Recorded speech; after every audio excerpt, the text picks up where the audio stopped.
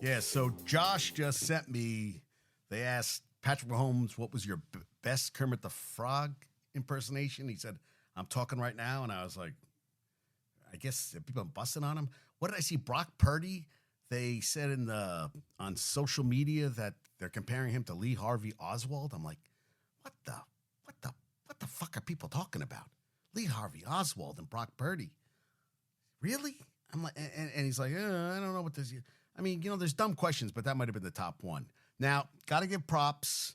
Sorry, August, for the bad language. I apologize, but sometimes JD just uses bad words. That's the world today. He got a PR in his 600 meters. I think that's what he ran.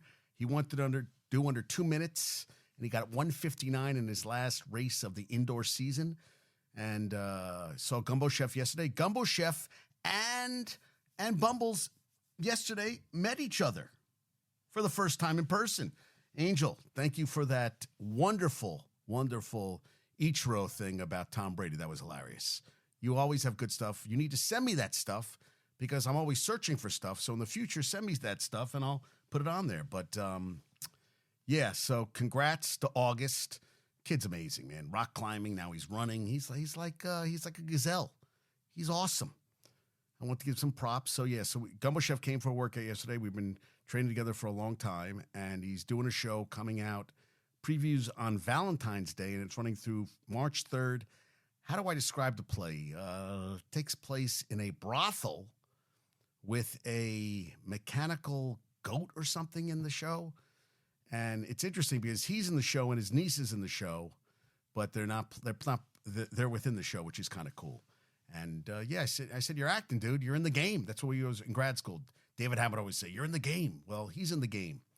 And I thought that was pretty cool. I'm going to go to see the show and everything, so I'm excited about that. You know what really got me crazy? So I finished the Mike Lombardi book on Kindle, and he talked about that the Joe Green. Now, this is my time.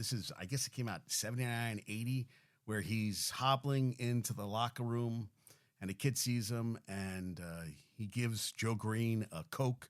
He guzzles it down. He gives the kid the jersey. They made it into a goddamn movie. Well, a made-for-TV movie under Project Peacock. And I'm like, Google it, YouTube it right away, and bam, there it is. And it's with Henry Thomas from E.T., and in the opening goddamn scene, Henry Thomas, you see him lumbering off Mean Joe Green.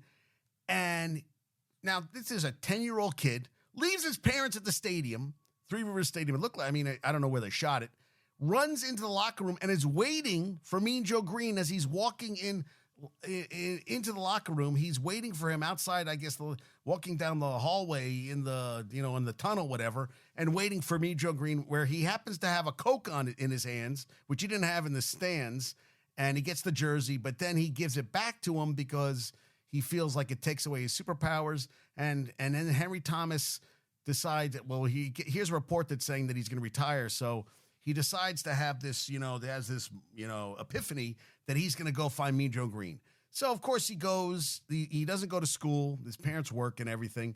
He rides a bike. I think he gets on a bus. And he's at the airport where he tells the stewardess that he is Mean Joe, that he's Chuck Noll's son.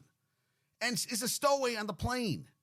And then Mean Joe Green takes him under his wing and, he stays in the hotel room while he's in his own room. He goes to meetings. Mean Joe Green, gets on him because his parents, he didn't want to clean up, do his chores earlier in the movie. And Mean Joe Green goes, this doesn't work today. You got to earn your keep and everything. Yes, Ferris Bueller for sports fans.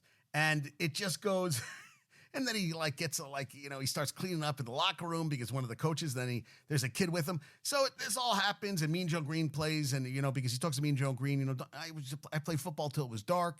And he was like, yeah, this kid showed me that we should play for the love of it. And if you're not with me, then go, you're out of here. So they're playing the Dallas Cowboys in Dallas. So they show the stadium, but it ends up, they show clips. And this is 81. They're showing clips from the Dallas Cowboys Steelers Super Bowl from 78. So it's 81, but they're using I think it was in the Orange Bowl. That's what the Super Bowl, that's the game footage they were using during that whole thing. and it just ends. They're playing the game. There's no end, and they're running around, and it just goes to final credits. I'm like, what the fuck happened here, man? I'm all excited to watch this, and poof, it's gone, man. I'm like, Angel, what's going on here, dude? But I was totally into it.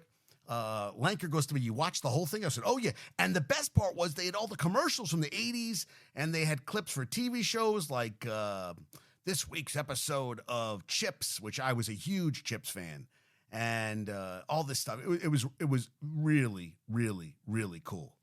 Yeah. So, and I got Steve Belichick here with his mullet. Dude,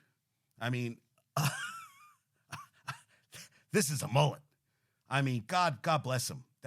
First of all, it looks like he wants to kick someone's ass in this picture. He really does. He looks, and I wish him the best of luck at Washington. I really do. But dude, could you smile a little bit? You look like, why are you taking a picture of me?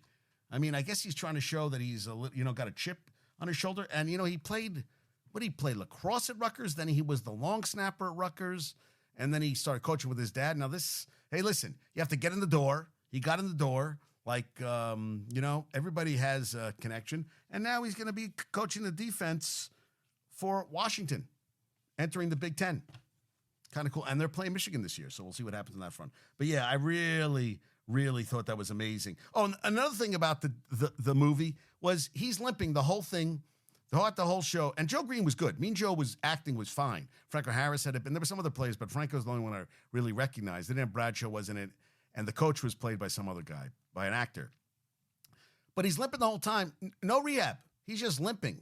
And then I'm going to play for the game. Like he did a little running, but he just limped around. And I guess you're supposed to assume that he did the rehab, but you never really saw it. So, yeah, hey, listen, yeah, Chips. Yeah, it was pretty. Henry Thomas was good. E.T. kid. Yeah, he was good.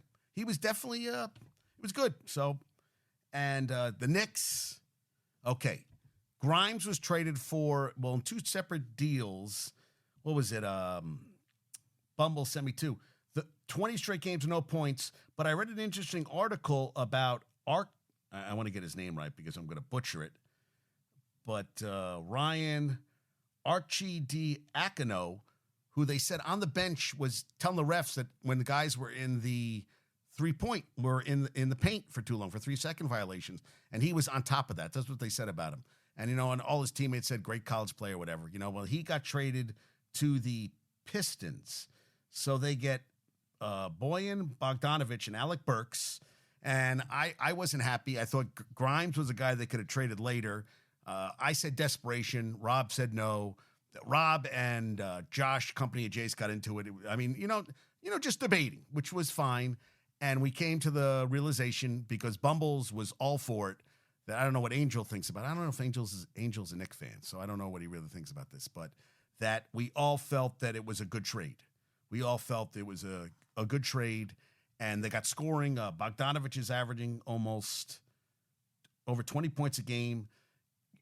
OG Anunoby's out tonight, so the Knicks are down to 8 players, two players that have been playing with the G League team.